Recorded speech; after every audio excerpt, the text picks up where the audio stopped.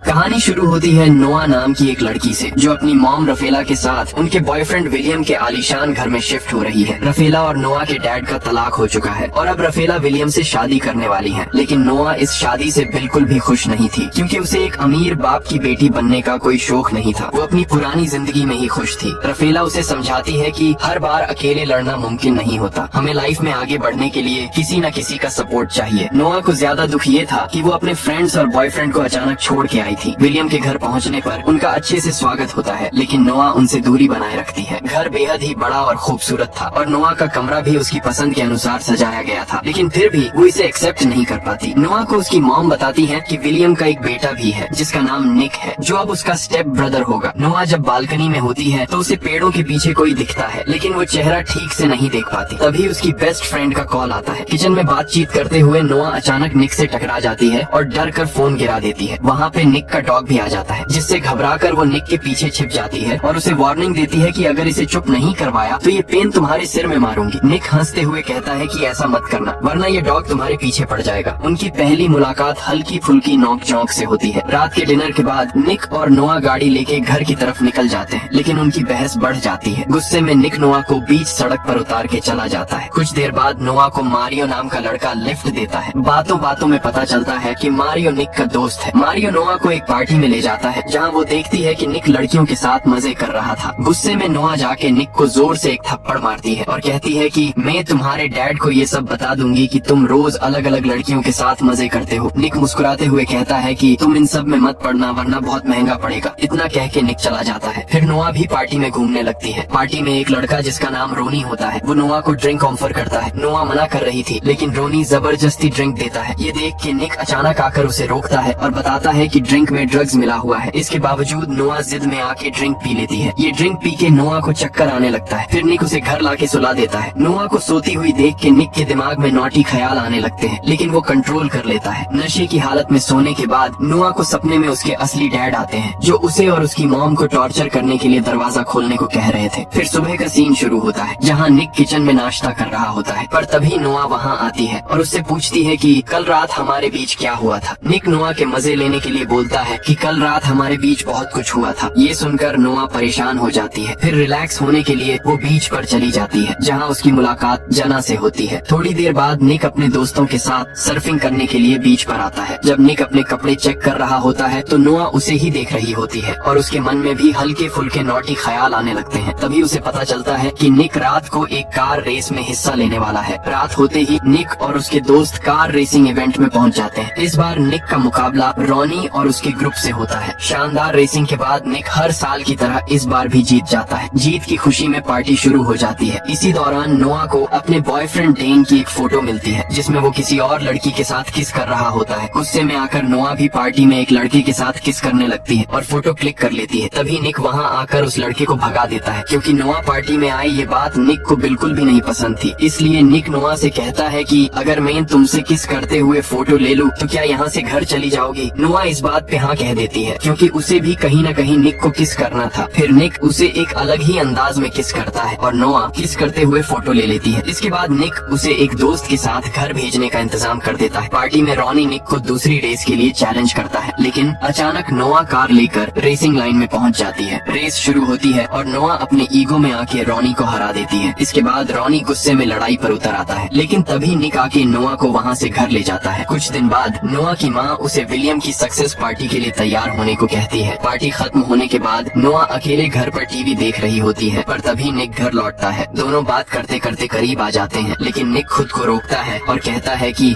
हमें ये नहीं करना चाहिए। अगले दिन जब नोआ अपनी कार धो रही होती है तो वह देखती है कि निक उसे देख रहा है। वह उसे चिढ़ाने के लिए खुद को पानी से भिगोने लगती है। निक मुस्कुरा देता है, लेकिन कहानी में ट्विस्ट तब आता है जब डैन यानी नोआ का पुराना बॉयफ्रेंड उसके पास पहुंचता है। निक और नोआ के बीच बढ़ती नजदीकियों को डैन देख लेता है और उससे सवाल करता है, हालांकि नोआ कुछ जवाब नहीं देती। आगे के सीन में निक रोनी से मिलता है जहाँ रोनी फिर से नोआ के बारे में गलत बातें करता है। गुस्से में निक रोनी से भिड़ जाता है। घर लौटने पर निक के चेहरे पर चोट के निशान होते हैं। पूल के पास खड़े निक की नजर सोती हुई नोआ पर पड़ती है। वो देखता है कि नोआ के पेट पर एक निशान है। वो धीरे से उसे ढकने की कोशिश करता है, लेकिन नोआ जाग जाती है और घबराकर निक को मुक्का मार देती है। निक की नाक से खून निकलने लगता है, जिसे देखकर नोआ माफी मांगती है। इस दौरान दोनों के बीच फिर से नजदीकियां खुशियाँ बढ़ने लगती हैं। लेकिन तभी डैन वहाँ आकर सब कुछ देख लेता है। नोआ डैन से कहती है कि प्लीज इस बारे में किसी को मत बताना और यहाँ से चले जाना। अगले दिन नोआ को डैन का एक लेटर मिलता है जिसमें लिखा होता है कि वो शहर छोड़कर जा रहा है। फिर कहानी आगे बढ़ती है जहाँ नोआ और निक अपने दोस्तों के साथ एक फाइट क्लब में जाते हैं। इस बार निक भी फाइट करने के लिए तैयार था। क्लब में एंट्री के बाद दोस्तों से बात करते करते निक और नोआ इतने करीब आ जाते हैं कि अपने जज्बातों पर काबू नहीं रख पाते और फिर किस करने लगते हैं। दोनों के बीच बढ़ती नजदीकियां इस बात की ओर इशारा करती हैं कि वो एक दूसरे के लिए पूरी तरह एडिक्ट हो चुके हैं। तभी वहाँ पे निक के दोस्त वहाँ पहुँच जाते हैं और निक और नोआ को किस करते हुए देख लेते हैं। निक का एक दोस्त उसे समझाने की कोशिश करता है कि नोआ उसकी स्टेप सिस्टर है और उसे ऐसा नहीं करना चाहिए, लेकिन निक उसकी बातों को हल्के में लेने लगता है और फिर सब क्लब के अंदर चले जाते हैं। अब क्लब के अंदर निक की बारी आती है फाइट करने की। हालांकि नोआ उसे लड़ाई से रोकने की कोशिश करती है क्योंकि उसे ये सब बिल्कुल पसंद नहीं है, लेकिन निक उसे अनसुना कर देता है और फाइट करने लगता है। जैसे ही वो जीतने लगता है तो नोआ ये सब देखकर बाहर चली जाती है। बाहर निक का एक दोस्त नोआ से बात करने की कोशिश करता है, लेकिन बातचीत के दौरान वह अचानक नोआ को किस कर देता है। निक ये सब देखकर गुस्से में आग बबूला हो जाता है। फाइट खत्म करके वह बाहर आता है और अपने दोस्त को धक्का देकर डांट देता है। वह नोआ से कहता है कि वह किसी और को अपने करीब न आने दे। फिर नोआ निक की इस हरकत और उसकी लड़ाई की वजह से नाराज हो जाती है। वो साफ साफ कह देती है कि अब उनके बीच कुछ भी नहीं हो सकता और वो उससे दूर हो जाती है। दोनों एक दूसरे से दूर रहने की कोशिश करते हैं, लेकिन अंदर ही अंदर एक दूसरे को मिस करते रहते हैं। कुछ दिनों बाद निक के डैड उसे बताते हैं कि नोआ का पिता जोनस जेल से छूट चुका है। वो नोआ और उसकी माँ को पहले भी बहुत टॉर्चर कर चुका है। ये सुनकर निक को चिंता होने लगती है। एक दिन नोआ एक पार्टी में बहुत ज्यादा ड्रिंक कर लेती है। वहीं निक उसे ढूंढने के लिए परेशान होकर सबको कॉल कर रहा होता है। पार्टी के दौरान नोआ को एक अलमारी में बंद कर दिया जाता है, जिससे उसका पुराना डर फिर से लौट आता है। बचपन में उसके पिता उसे ऐसी ही अलमारी में बंद कर देता था। तभी निक वहाँ पहुँचता है और उसे बचाकर घर ले जाता है। इस घटना के बाद नोआ बहुत डर जाती है और निक को उसके पास रहने को कहती है। फिर निक उसके साथ रुक जाता है। अगली सुबह जब निक अपने कमरे में जाने वाला होता है, पर तभी उसके डैड उन्हें साथ में देख लेते हैं और गुस्से में वहाँ से चले जाते हैं। अब निक और नोआ दोनों समझ जाते हैं कि उनके रिश्ते को लेकर परेशानियाँ और ज्यादा बढ़ रही हैं। निक कहता है कि वो दोनों कहीं दूर भाग चले, लेकिन नोआ अपनी माँ की वजह से ऐसा करने से मना कर देती है। कहानी में ट्विस्ट तब आता है जब रॉनी नोआ को किडनैप कर लेता है। निक तुरंत पुलिस की मदद लेता है और सीसीटीवी फुटेज के जरिए पता चलता है कि जोनस ने ही नोआ को किडनैप करवाया है। पुलिस की प्लानिंग के बीच निक एक इम्पोर्टेंट ट्रैकिंग डिवाइस का इस्तेमाल करके लोकेशन का पता लगा लेता है। फिर गाड़ियों का एक हाई ऑक्टेन चेज होता है। फिर निक और पुलिस मिलकर नोआ को बचाने में कामयाब हो जाते हैं। जोनस का अंत हो जाता है। अब नोआ और उसकी मॉम पूरी तरह से सुरक्षित थी। आखिर में निक और नोआ एक बार फिर करीब आ जाते हैं। अब उन दोनों के मॉम डैड इनके बारे में जान जाते हैं। वो नोआ और निक की रिश्ते के खिलाफ है। मूवी यहीं पे खत्म हो जाती है, लेकिन इस मूवी का दूसरा पार्ट देखने के लिए कमेंट सेक्शन में पार्ट 2 कमेंट कर दो और वीडियो पसंद आई हो तो लाइक और सब्सक्राइब कर दो।